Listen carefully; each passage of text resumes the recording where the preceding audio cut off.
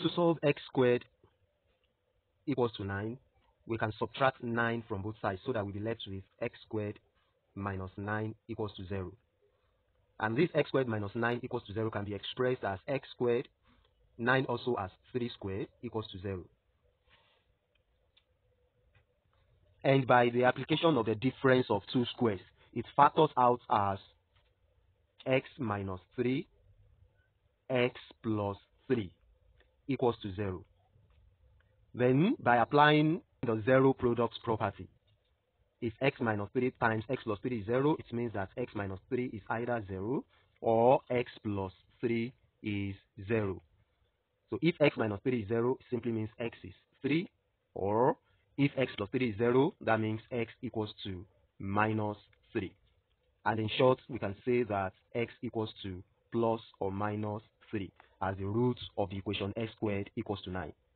An alternative way of getting it done is to take the square roots of both sides, so that on the left hand side we have the square root of x squared, and on the right hand side we have the square root of 9. With square cancelling square roots, x is, and when we take the square root of a number, it is either plus or minus 3. This leads us to a special way of solving certain quadratic equations called the square root property.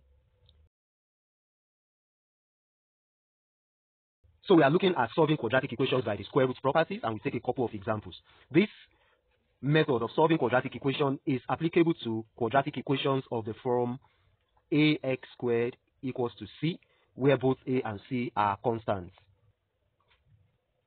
The first example we are taking is to solve x squared minus 12 equals to 0.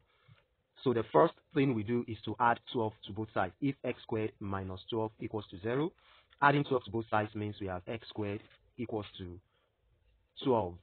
Then we take the square root of both sides, meaning that on the left hand side we have x, as the square root cancels the square. Then on the right hand side we have plus or minus square root of 12.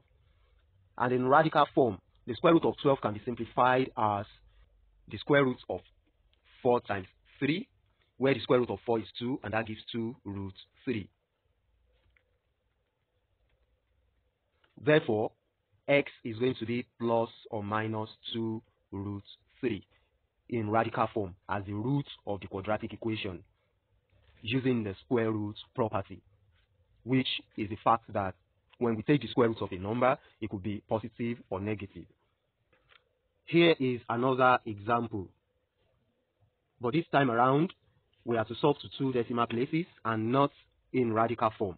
We are solving 9x squared minus 20 equals to 0.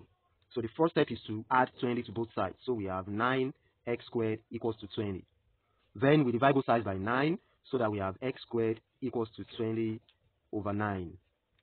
And then we take the square root of both sides so that x is going to be plus or minus square root of 20 over 9. The square root of 20 can be written as 2 root 5, while the square root of 9 is written as 3.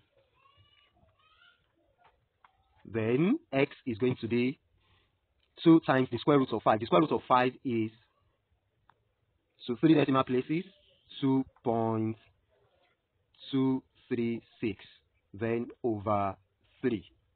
When we multiply that by 2, it gives us 4.472 over 3. Then that's plus or minus. Then x is going to be 4.472 divided by 3 is 1.49066 that continues indefinitely. And to round the answer to 2 decimal places, x is going to be plus or minus 1.49 to 2 places of decimal. Now that we have seen how to apply the square root property to solve quadratic equation, we have these 2 questions for you to try. Solve them, comment with your answers in the comment section or the email address attached to the description of this video. We also have solved quadratic equations by factoring, by difference of 2 squares, by perfect squares, and so on. If you are yet to see this, please check the links in the description. They are right there. If you are yet to subscribe to the channel, please do so. Help us to share the videos and watch out for the next which is going to be solving quadratic equations by the method of completing the square. Thank you and have a lovely day. Bye.